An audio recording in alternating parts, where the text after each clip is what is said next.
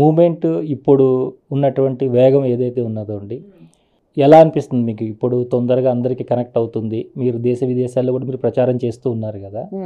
మీరు ఇంతకుముందు మీరు చేసినటువంటి ధ్యాన ప్రచారానికి ఇప్పుడు మీరు వెళ్తున్నటువంటి దానికి ఉన్నటువంటి తేడా ఏదైనా గమనించారా? చాలా చాలా తేడా. ఇప్పుడు చాలా ఫాస్ట్గా జరుగుతున్నాయి పనులు. ఇన్ఫ్యాక్ట్ చాలా తొందరగా అందరికీ కనెక్ట్ అవుతోంది ఈ సబ్జెక్ట్ అనేది. ప్రతి ఒక్కరు చెప్తున్నారు, నేను ఎక్కడికి వెళ్ళినా, నార్త్ ఇండియా వెళ్ళినా, వేరే దేశం వెళ్ళినా, అందరూ వాళ్ళు కోరుకునే వస్తున్నారు. ఒకసారి ఇలా చేద్దాము అని అనుకునేసరికి అది అయిపోతుంది. ఇలాంటి రిపోర్ట్ ప్రతి చోట వస్తుంది.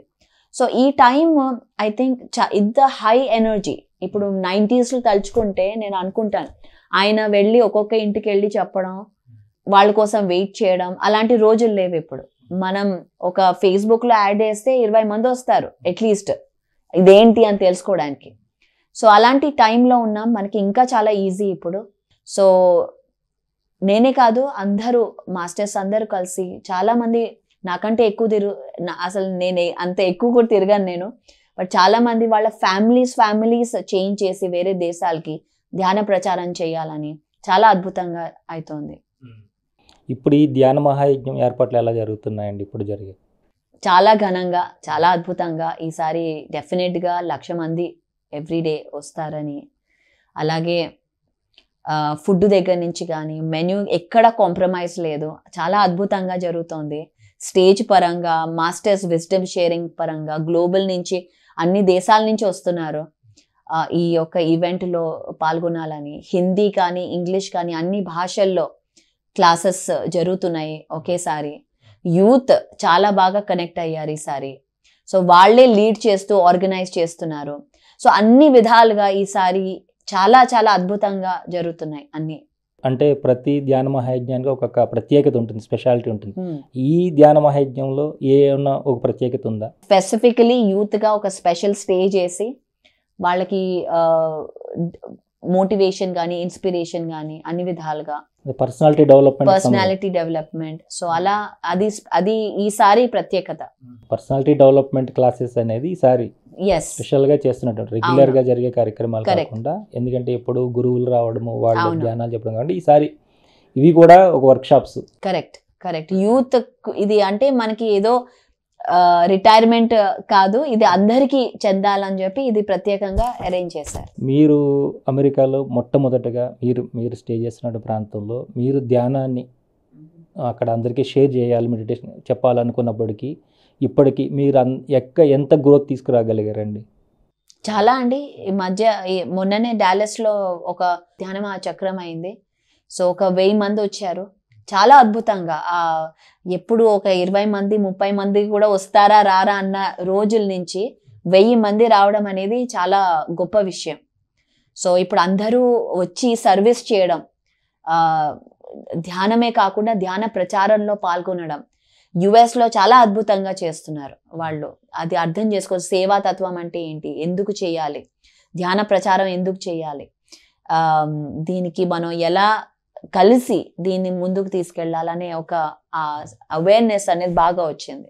దీంట్లో మీరు మాస్టర్స్ నుంచి ఏవైనా మీరు సందేశాలు అందుకుంటూ ఉంటారా? మాస్టర్స్ నుంచి ఏమైనా వాయిసెస్ కానీ ఇవి కానీ మీరు ఏదైనా మీరు మెడిటేషన్ చేసేటప్పుడు కానీ ఇంకొకటప్పుడు కానీ ఆ టైంలో మీ లోపల ఎలాంటి ప్రేరణ కలుగుతుంటుంది?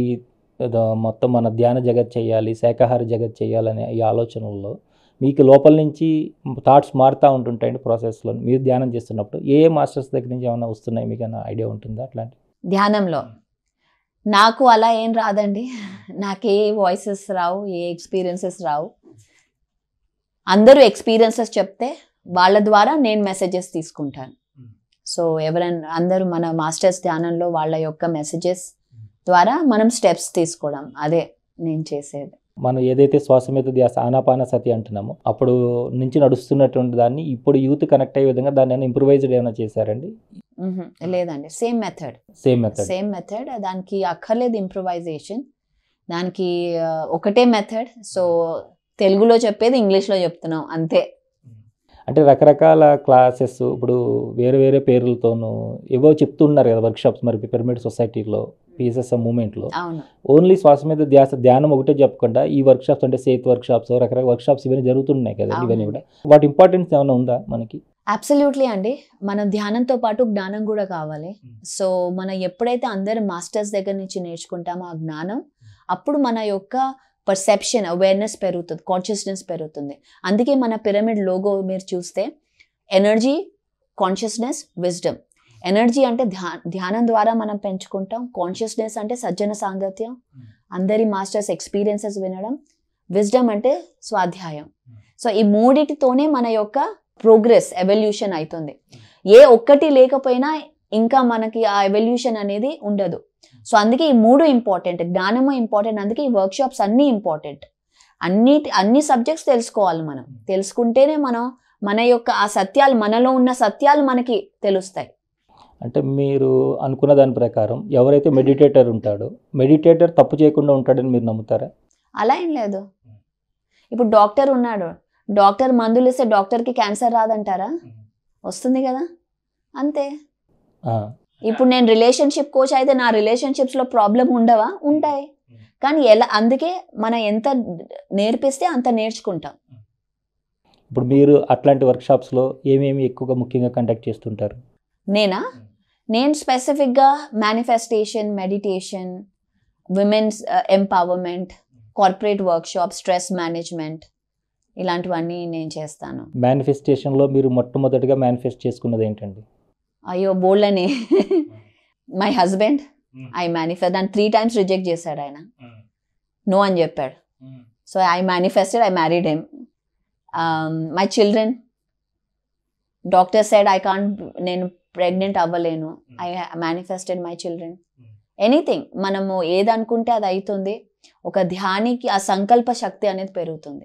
సంకల్ప శక్తి, ఇంకా అలాగే ఒక డౌట్ ఉండదు, ఇది అవ్వదు ఏమో, ఎందుకు అలాంటి డౌట్స్ లేకుండా. అందుకే ప్రతి ఒక్క ధ్యానికి ఇది అందరికీ ఉన్న పవర్, ఇది నాకు స్పెషల్ ఏం కాదు.